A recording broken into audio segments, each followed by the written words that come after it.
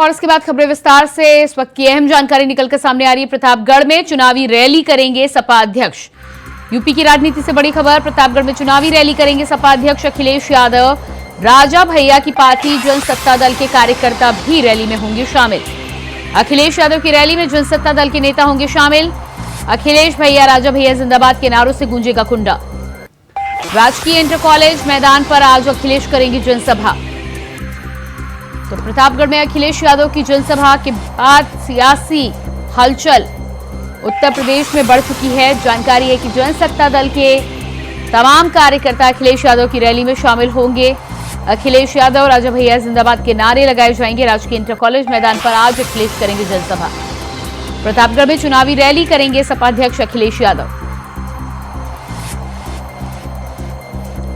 राजा भैया की पार्टी जनसत्ता दल के कार्यकर्ता भी रैली में होंगे शामिल। अखिलेश यादव की रैली में जनसत्ता दल के नेता होंगे शामिल।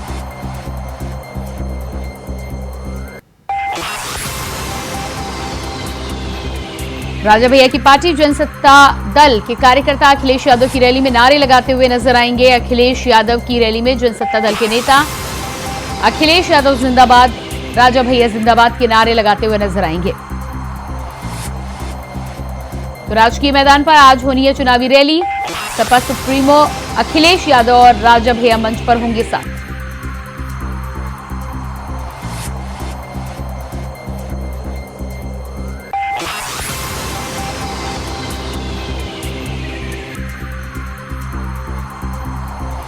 और इसी खबर पर हमारे साथ लखनऊ से संवाददाता मोहम्मद आसिफ लाइव जुड़ चुके हैं। जी मोहम्मद आसिफ, जिस तरह से आज अखिलेश यादव की प्रतापगढ़ में चुनावी रैली होनी है और जानकारी ये भी है कि जनसत्ता दल रैली में और साथ ही साथ मंच पर राजा भैया भी नजर आ सकते हैं। इस तरह से राजा भैया सियासत की धुरी बन चुके हैं और साथ ही साथ छठे चरण के पहले जिस तरह से राजनीतिक घटनाक्रम दिनों दिन बदल रहे हैं, इससे कहीं ना कहीं जो है अब सियासत भी काफी गर्म हो गई। अगर बात करें प्रतापगढ़ की तो आज सपा प्रमुख अखिलेश यादव प्रतापगढ़ में चुनावी जनसभा करने पहुंचेंगे और सूत्रों का यह भी दावा है कि आज राजा भैया कहीं ना कहीं जो है मंच पर भी अखिलेश यादव के साथ दिखाई पड़ सकते हैं। हालांकि उनके जो समर्थक है, कार्यकर्ता है, इस तरह से अब समाजवादी पार्टी प्रत्याशियों के प्रचार में उतर भी चुके हैं और झंडे बैनर लेकर आज समाजवादी पार्टी प्रमुख अखिलेश यादव के कार्यक्रम में हिस्सा बनेंगे। वहीं दूसरी तरफ अगर मिर्जापुर की सीट पर बात करें तो पूरी तरह से जनसत्ता दल ने यानी कि राजा भैया की पार्टी ने समाजवादी पार्टी प्रत्याशी रमेश सिंह को पूरी तरह से समर्थन दे दिया और उसका लेटर भी वायरल कर दिया है। तो ऐसे में कहीं ना कहीं जो कुंडा, मिर्जापुर, कौशाम्बी के इर्द गिर्द की सियासत जो है कहीं ना कहीं राजा भैया और उनकी पार्टी ने एक एयर भरने की कोशिश की है।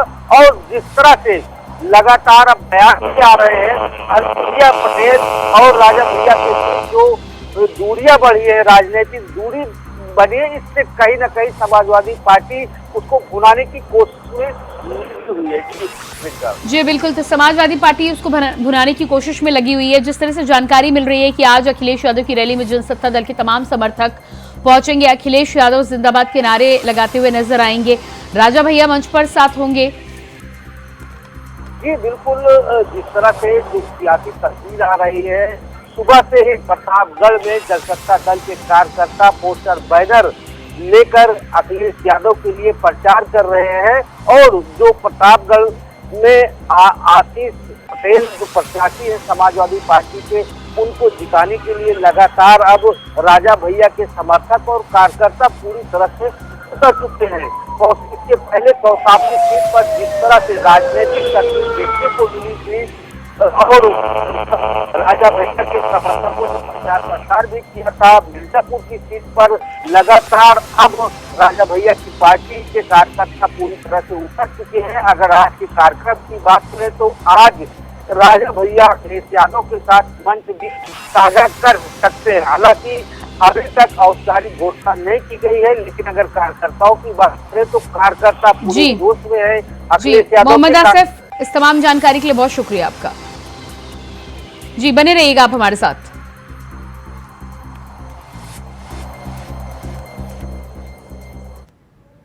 और इसके बाद बात करेंगे अगली खबर को लेकर। छठे चरण के लिए आज बंद हो जाएगा चुनाव प्रचार। छठे चरण में 8 राज्यों की 58 सीटों पर होनी है वोटिंग। बिहार, हरियाणा, जम्मू कश्मीर, झारखंड में वोटिंग।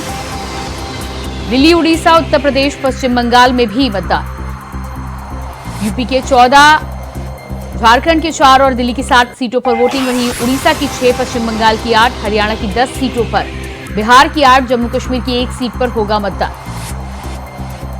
दिल्ली, उड़ीसा, उत्तर प्रदेश, पश्चिम बंगाल में मतदान। 8 राज्यों की 58 सीटों पर मतदान। यूपी की 14, झारखंड की 4 और दिल्ली की 7 सीटों पर वोटिंग। वहीं उड़ीसा की 6, पश्चिम बंगाल की 8, हरियाणा की सभी 10 सीटों पर होनी है वोटिंग। इसके अलावा बिहार की 8 सीट और जम्मू कश्मीर की 1 सीट पर भी होगा मतदान। छठे चरण के लिए आज बंद हो जाएगा चुनाव प्रचार प्रसार।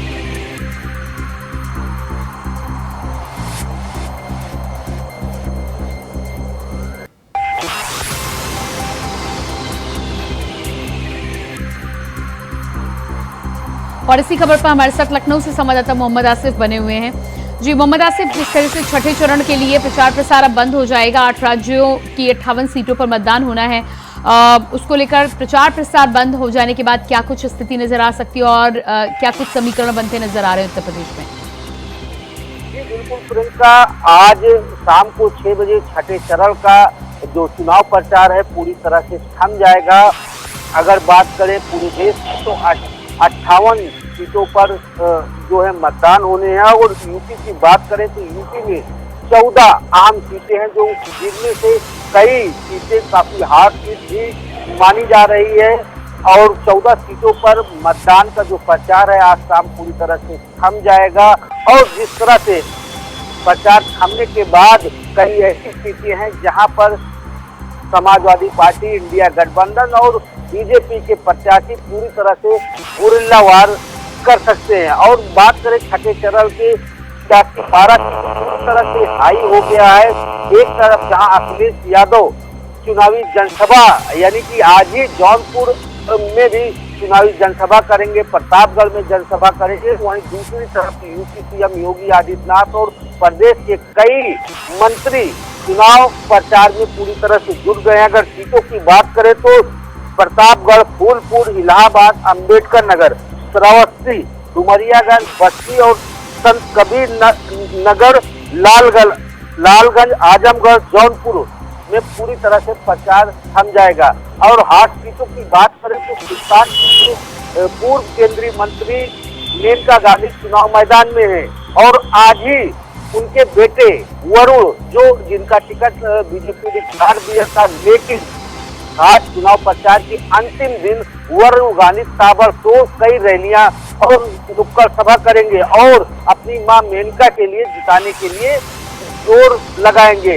वहीं अगर बात करें संत कबीर नगर जिले की तो संत कबीर नगर की सीट इसलिए भी हॉट सीट है क्योंकि यहाँ पर यूपी के कैबिनेट मंत्री संजय निषाद के बेटे चुनाव मैदान में हैं और उनके सामने इंडिया गठबंधन के प्रत्याशी पूर्व मंत्री पप्पू निषाद है, जहां पर चुनावी रण काफी दिलचस्प हो गया है और यहाँ पर भी कांटे की टक्कर दिखाई दे रही।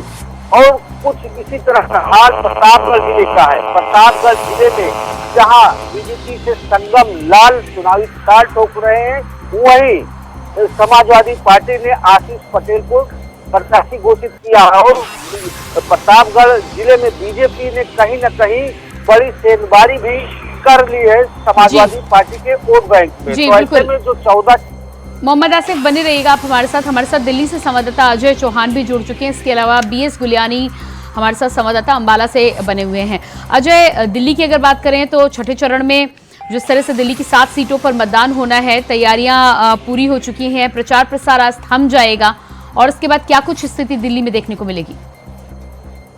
देखिए, छठे चुनाव प्रचार की आज जो स्थिति है, लगातार सभी पार्टियों ने जोर शोर से रोड शो किया था और आज लगातार सुबह से ही रोड शो दिल्ली के अंदर किया जा रहा है, चाहे वो बीजेपी हो चाहे इंडिया गठबंधन हो। राहुल गांधी भी लगातार रैलियां कर रहे हैं, वही केजरीवाल भी कर रहे हैं अपने पत्नी साथ में। तो लेकिन देखिए, जिक्र लगा है आज जो दिल्ली की 5 बजे तक ये चुनाव प्रचार थम जाएगा, लेकिन पूरी तरीके से बात करें तो 1 करोड़ 52 लाख जो वोटर है वो कल उसका परसों इसका भविष्य पूरा करेंगे, आखिरकार किसको कहाँ वोट देंगे। तो ऐसे में दिल्ली के अंदर पूरी तैयारी कर ली गई, सभी जो वोटिंग बूथ है उनको पूरी तैयारी है, पूरी तरह से स्कूलों के अंदर तैनात कर दिया गया ताकि सुरक्षा व्यवस्था को लेते हुए क्योंकि वोटिंग होनी है। लगातार सभी पार्टियों का दावा है कि दिल्ली की जो 7 सीटें हैं वो किसके पास होंगी, लेकिन लगातार बीजेपी भी लगातार पूरी तरह से जो रैलियां करते नजर आते, वहीं राहुल गांधी जो केजरीवाल भी रैलियां करते रहे, वहीं अन्य दल भी साथ में रैली की देखना यही होगा आखिर जनता अब जो वोट डालेगी और 7 जो सीटें वो किसको देगी।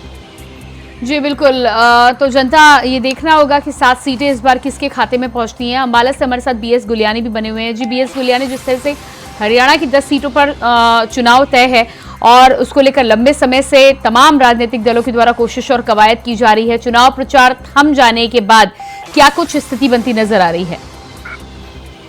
जी देखिए, करीब अगर हम यहाँ अम्बाला की और इसके साथ साथ हरियाणा की बात करें तो यहाँ मुख्य तौर पर जो है 2 ही पार्टी हैं, एक इंडिया गठबंधन है और दूसरा एनडीए अलायंस। तो जो कुल मिलाकर पिछले लंबे समय से, क्योंकि बीजेपी ने पहले से ही अपने अलायंस के साथ विचार विमर्श करके जो तमाम टिकटों का बंटवारा था काफी पहले कर दिया था, लेकिन जो इंडिया गठबंधन है जिसे हम कांग्रेस कह लें मुख्य तौर पर, तो कांग्रेस ने टिकटें बांटने में काफी देरी कर दी थी, लेकिन उसके बावजूद एक जो एंटी इनकम्बेंसी लहर होती है वो हरियाणा में काफी देखने को मिल रही है और उसमें सबसे ज्यादा जो बड़ा मुद्दा है वो किसानों का मुद्दा है। किसान जो है काफी लंबे समय से केंद्र सरकार से, फिर उसके बाद जो स्टेट सरकार है भाजपा की, उससे काफी नाराज चल रहे थे। यही कारण रहा कि बीजेपी प्रत्याशियों और जेजेपी, क्योंकि हरियाणा में जेजेपी और बीजेपी का गठबंधन की सरकार थी, तो इसी वजह से जेजेपी और बीजेपी प्रत्याशियों का जो है काफी विरोध हो रहा था गांव में, और जिसके चलते जो है एक कांग्रेस के पक्ष में जो है काफी जो लहर दिखाई दे रही थी। तो अभी आज जो है चुनाव प्रचार खत्म होने वाला है, आज शाम को बंद हो जाएगा चुनाव प्रचार। तो इसके बाद असली नतीजे तो अब 25 तारीख को वोटिंग होने जा रही है और उसके बाद 4 जून को जो रिजल्ट आएंगे उससे ही पता चल पाएगा कि आखिरकार ये जो हवा बह रही है ये किस पार्टी की फेवर में बह रही है। जी बिल्कुल, तो अलग अलग जगहों पर चुनाव प्रचार थम जाने के बाद नतीजे 4 जून को जरूर सामने आएंगे, लेकिन अजय, दिल्ली में चुनाव प्रचार प्रसार थम जाने के बाद लगातार दोनों ही दलों के द्वारा, एक तरफ एनडीए के द्वारा, दूसरी तरफ इंडिया गठबंधन के द्वारा 7 सीटों को लेकर दावा किया जा रहा है, लेकिन भारतीय जनता पार्टी भी लगातार कह रही है क्योंकि 50% से अधिक वोट 2014 और 19 में मिला था, तो वो अपनी जीत को लेकर आश्वस्त नजर आ रहे हैं। क्या लग रहा है आपको कि एक बार फिर से दिल्ली में हैट्रिक भारतीय जनता पार्टी लगाएगी या कई सीटों पर सेंध लगने की उम्मीद है?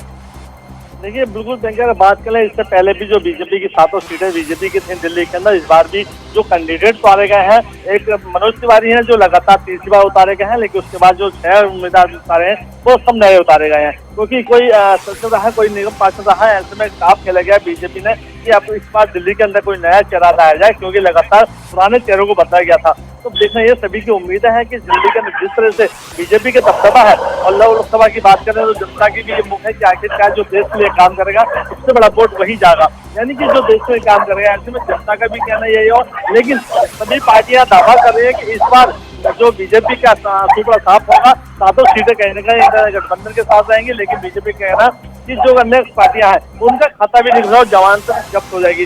देखना यह होगा कि 4 तारीख को जब रिजल्ट खुलेगा दिल्ली का, तो 7 के 7 सीटें किसके हक में जाएगी। लेकिन बीजेपी का दावा है कि जिस तरह से नरेंद्र मोदी लगातार रैलियां की थे, उसके साथ योगी आदित्यनाथ, यह सभी जो है बीजेपी के जितने भी मुख्यमंत्री थे दिल्ली में रहे थे, वो सभी सीटों पर लगातार प्रचार करते नजर आए। वही इंडिया अलायंस गठबंधन के राहुल गांधी रहे और अरविंद केजरीवाल लगातार चुनाव प्रचार करते नजर आए। लेकिन ऐसे में यही है, जनता का कहना है कि इस बार जो होगा विकास को देखकर वोट दिया जाएगा, यानी जो विकास का काम करेगा, जो देश का काम करेगा, हम उसी की तरफ जाएंगे। अब देखना होगा कि आखिरकार दिल्ली की जनता किसके साथ जाती है इस बार।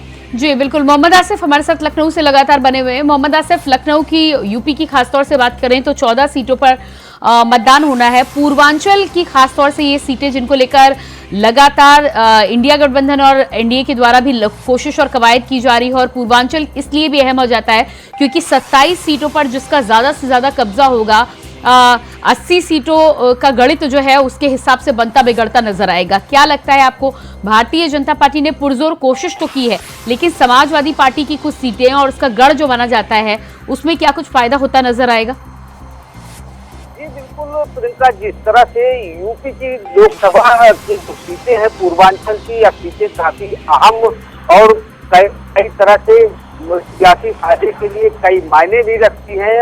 और यहाँ से अगर बात करें तो जो मुद्दे हैं, कहीं न कहीं बीजेपी ने जो चुनाव प्रचार किया है, राष्ट्रवाद के मुद्दों को लेकर प्रचार किया है, राम मंदिर को लेकर प्रचार हुआ है। और बीजेपी के यूपी कहने का मतलब है कि यूपी सीएम योगी आदित्यनाथ और पीएम नरेंद्र मोदी ने देश हित और राज्य को लेकर इस तरह से चुनावी प्रचार किया है, इसका कहीं न कहीं फायदा बीजेपी को भी मिलता दिख रहा है। वहीं दूसरी तरफ अगर इंडिया गठबंधन की बात करें तो इंडिया गठबंधन यानी कि सपा प्रमुख अखिलेश यादव कई धुआंधार चुनावी रैली भी कर चुके हैं। हालांकि उन्होंने अपने चचेरे भाई धर्मेंद्र यादव को जिताने के लिए आजमगढ़ से कई चुनावी रैलियां किया, लेकिन जो इंडिया गठबंधन के जो मुद्दे हैं, अखिलेश यादव का साफ तौर पर कहना है कि एक नीट में किसान नौजवान पूरी तरह से परेशान है और साथ ही साथ कुत्ता जानवरों को लेकर भी कहीं न कहीं अखिलेश यादव ने जिस तरह से हमला बोलकर एक चुनावी माहौल बनाने की तैयारी। जी बिल्कुल मोहम्मद आसिफ, जानकारी के लिए बहुत शुक्रिया। अजय आपका भी बहुत बहुत शुक्रिया, और बीएस गुलियानी जी आपका भी बहुत बहुत शुक्रिया जुड़ने के लिए। तो लगातार जिस तरह से 8 राज्यों की 58 सीटों पर चुनाव होना है, ऐसे में 25 मई को इलेक्शन के लिए आज शाम चुनाव प्रचार प्रसार थम जाएगा। खबरों में आगे बढ़ेंगे, लेकिन फिलहाल रुकते हैं एक छोटे से ब्रेक के लिए। ब्रेक के बाद बात करेंगे अगली खबर को लेकर। मिर्जापुर दौरे पर पहुंचे समाजवादी पार्टी के उपाध्यक्ष और राज्यसभा के पूर्व सांसद किरणमय नंदा ने कई मुद्दों को लेकर मीडिया से बातचीत की। मीडिया से बातचीत करते हुए बीजेपी सरकार पर जमकर हमला बोला। तो वहीं उन्होंने कहा कि रामलला को लेकर यह कहा गया है कि रामलला हर हिंदू के अंदर है। जनता इस बार मंदिर मस्जिद के आधार पर वोट नहीं करेगी। जो मंदिर के नाम पर चुनाव प्रचार करते हैं, भगवान उनको कभी चुनाव जीतने नहीं देता। साथ ही साथ उन्होंने कहा कि बीजेपी धर्म के आधार पर मतदाताओं को बांटने का काम कर रही है। अब धर्म के नाम पर चुनाव नहीं होता, काम के आधार पर होता है।